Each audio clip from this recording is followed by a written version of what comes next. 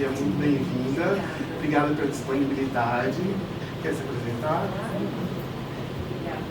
Bom dia. Bom dia. Meu nome é Maria, eu sou assistente social lá da Casa do Vovô. Eu estou lá, vai fazer 3 anos, e quando eu fiz estágio na faculdade, eu já fiz estágio em uma instituição de longa permanência para idosos. Então, se for contar o tempo do estágio com o tempo da Casa do Vovô, já dá uns 5 aninhos aí com idosos. E eu gosto muito, né? Trabalhar com idosos, para mim, é o que tem significado na minha vida. Eu sempre tive muito vínculo com a minha avó, então eu acho que foi isso que me ajudou a seguir este caminho, né? Porque dentro do serviço social, da assistência social, a gente tem vários leques, né? Mas o que mais me aquece o coração mesmo são os idosos. Tema da questão: capacitação dos colaboradores. Faz essas capacitações, né?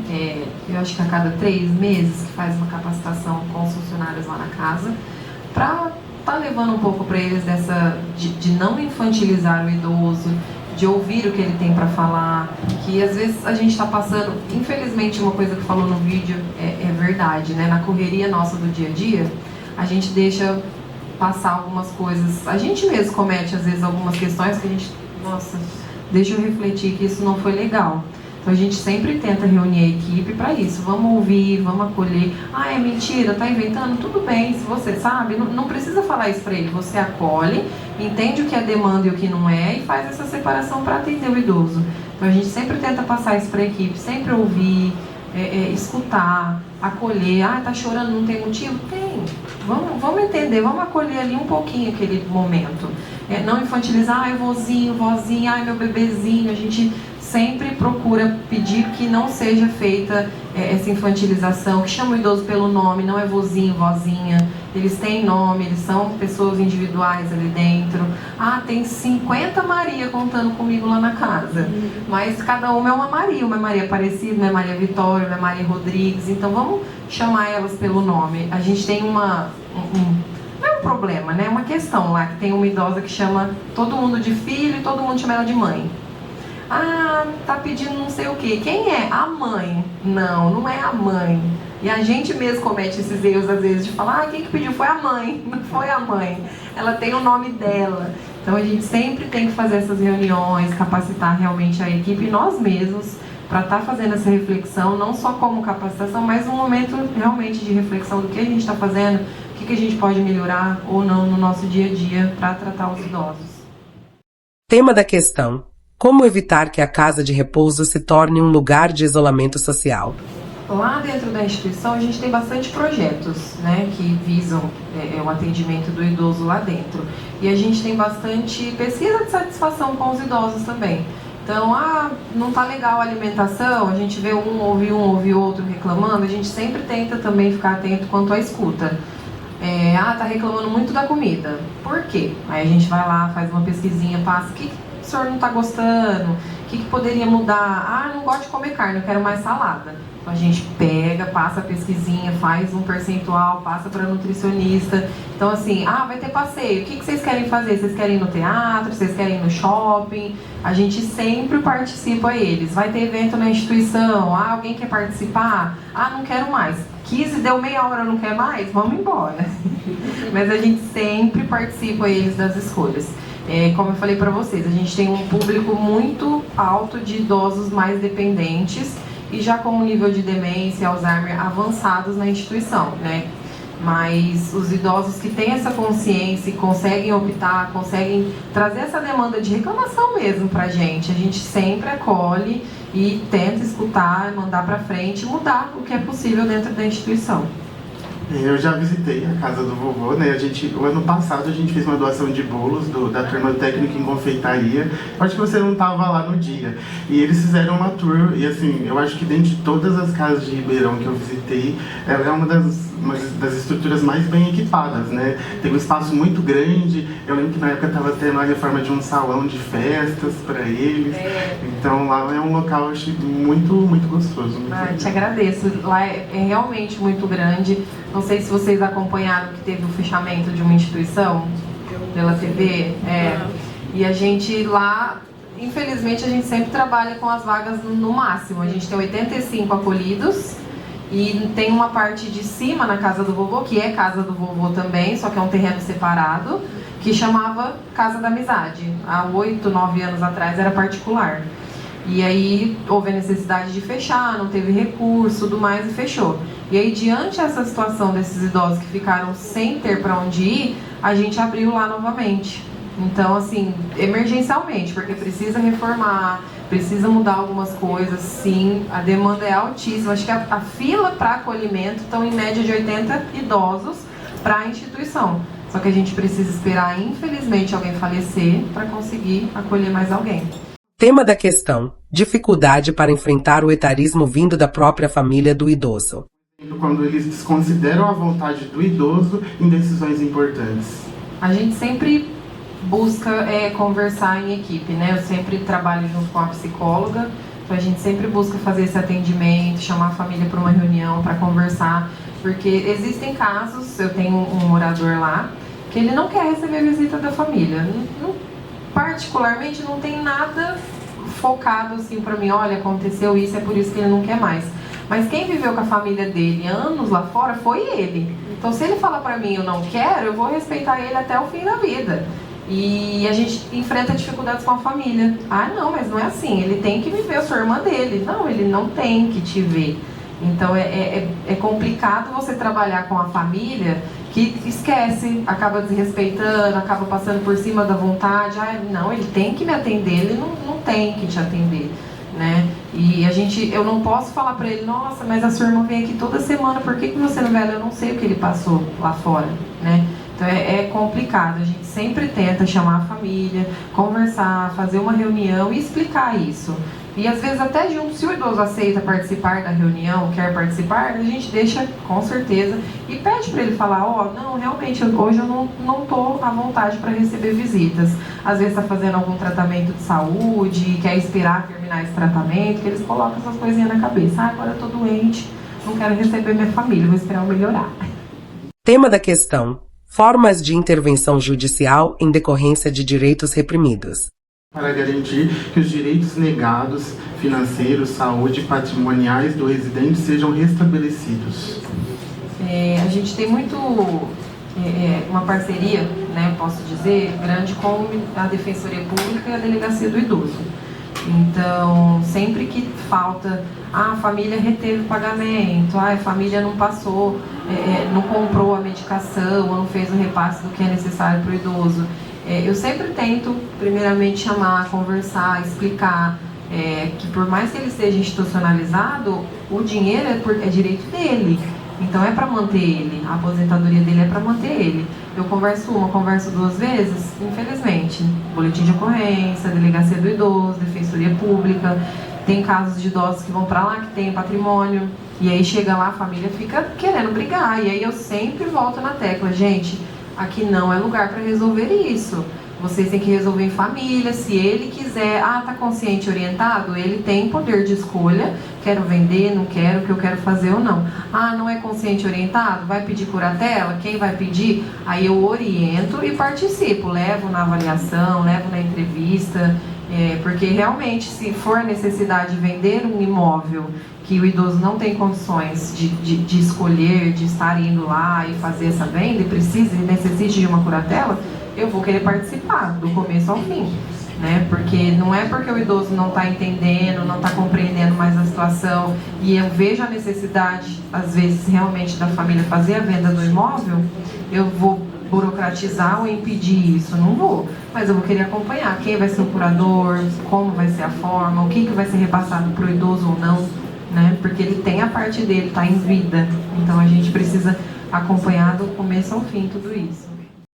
Tema da questão: participação do idoso na gestão da ILPI. A gente faz, além dos atendimentos individuais, a gente faz reuniões, né, com os residentes, a gente faz reuniões internas, para eles terem esse momento de fala, lógico, mas é muito mais, a procura é muito maior individualizada. Eles sempre trazem a demanda pra gente, principalmente depois de um final de semana, que o final de semana pega fogo, que a equipe técnica trabalha de segunda a sexta, Então, sábado e domingo a gente não tá. Aí segunda vem, porque minha fruta não veio?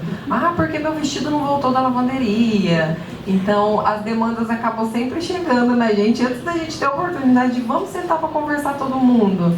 Mas a gente sempre faz essas reuniões com os moradores para atender as demandas deles, né? Porque a gente não tá sempre lá dentro, que é onde está acontecendo todo dia as coisas, as atividades dentro da instituição. E aí, esse momento de escuta e de fala deles é bom até para outros. Às vezes tem a mesma dor de barriga do amigo e não conversou, não sabe, está passando pela mesma situação, às vezes até a gente não sabe. Então senta numa roda de conversa, um passa para o outro e aí a gente acaba entendendo para resolver a situação da melhor forma. Tema da questão: foco nas limitações ao invés das potencialidades da pessoa idosa. Infelizmente, quando a pessoa se torna idosa, a gente sempre foca no ruim, né? Não entende, não tá ouvindo direito, poxa, mas foi uma pessoa que cuidou de você, te ensinou, te deu os passos ali da vida e você hoje invalida a vontade ou querer a opinião dele, né? Então, infelizmente, existe, né, essa condição. E é muito triste que geralmente eles voltam a tratar o idoso como se fosse uma criança. Sim, a gente tem esse problema, né? Infantilização do idoso, né? A gente até teve a gente faz bastante oficinas lá, treinamento com os funcionários, e a gente lida com isso, de infantilizar o idoso. Os próprios funcionários, Maria Chiquinha, roupinha colorida, e a gente sempre tenta conversar e falar, não é porque é idoso, não tem essa história de voltou a ser criança. É diferente. São condições diferentes. É que a gente cresce ouvindo isso. Volta a ser criança. Não volta a ser criança. É a condição do idoso, do envelhecimento mesmo. Tema da questão: importância do diálogo intergeracional para o combate ao etarismo. Existe algum projeto ou atividade nesse sentido na Casa de Repouso? Sim, eu já queria até convidar vocês, tá? Porque o projeto pode ir lá. A gente está de portas abertas para vocês. E existe um projeto, a gente tem vários projetos que rodam dentro da casa, né? Um deles chama Conectando Gerações através da cultura. E aí ele promove um passeio por mês, uma sessão de cinema e jogos entre os idosos e com alunos. Mês passado, a turma do SESI, lá do Ipiranga, foi até a casa e aí a gente fez uma tarde de dominó. Então eles ficam encantados, né? Criança para os idosos é uma coisa assim que me choca o quanto afeta eles, né? Ver criança, receber criança, conversar com criança, parece que é uma coisa assim... eles entram em outro mundo, né? Então é muito importante. E a criança, o adolescente indo para a instituição também ajuda a melhorar esse olhar externo para o idoso, né? Que tá conversando, tá jogando, tá brincando, tá fazendo piada. Então não é porque tá numa instituição, tá velhinho, tadinho, não faz mais nada da vida. Não, eles estão super ativos, eles adoram a inclusão digital lá na casa. Então assim, tem muitos idosos que dá pra gente trocar, dá pra gente conversar, dá pra jogar muito, e eles adoram. Então a gente sempre tenta fazer essa parceria com alunos. Mês passado também foi uma outra escola, acho que foi o Pedreira de Freitas. Eles foram lá e fizeram um coral. Era um chororô das crianças com os idosos e aquela emoção. Eles gostaram muito e aí eles ficam, já fazem carinho nos idosos. Minha vozinha. Então é muito importante, até para o crescimento deles, que às vezes algumas crianças não têm avós em casa, né?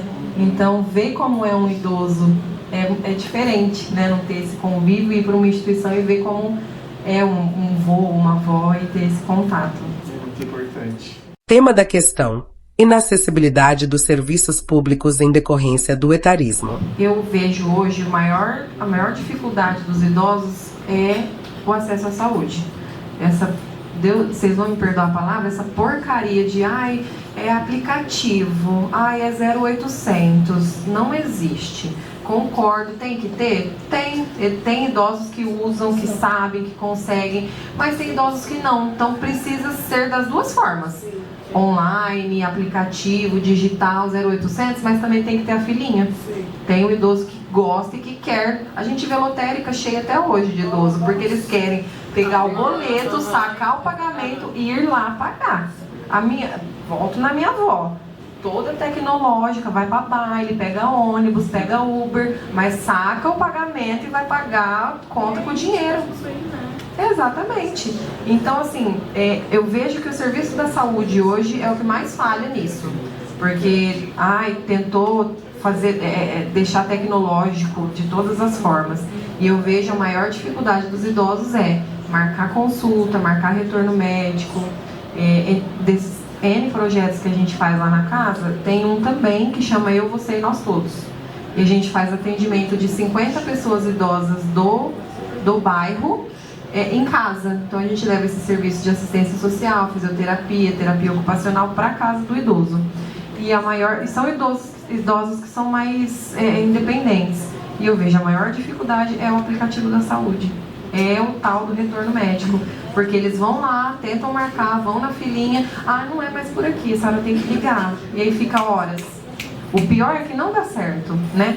Se desse certo, tivesse o aplicativo, tivesse o 0800 e tivesse dando certo, ok, mas não tá. A gente fica, eu ligo para os idosos, eu fico lá, eu vejo 15 minutos, a ligação cai, 15 minutos atende, fala, a senhora tem que ligar amanhã 8 horas da manhã. Liga amanhã 8 horas da manhã para ver se alguém atende. Não atende. Então a saúde para mim é o pior hoje para o idoso, para acesso do idoso. Tema da questão: diversidade dentro das ILPIs. A gente individualmente tenta traçar, entender esse perfil de cada idoso. Até 2 anos atrás, a gente não tinha nenhum idoso que era LGBT na casa. E aí entrou né? E foi diferente para todo mundo, porque ele entrou consciente, orientado na casa. E aí a gente enfrentou a dificuldade do preconceito entre os idosos.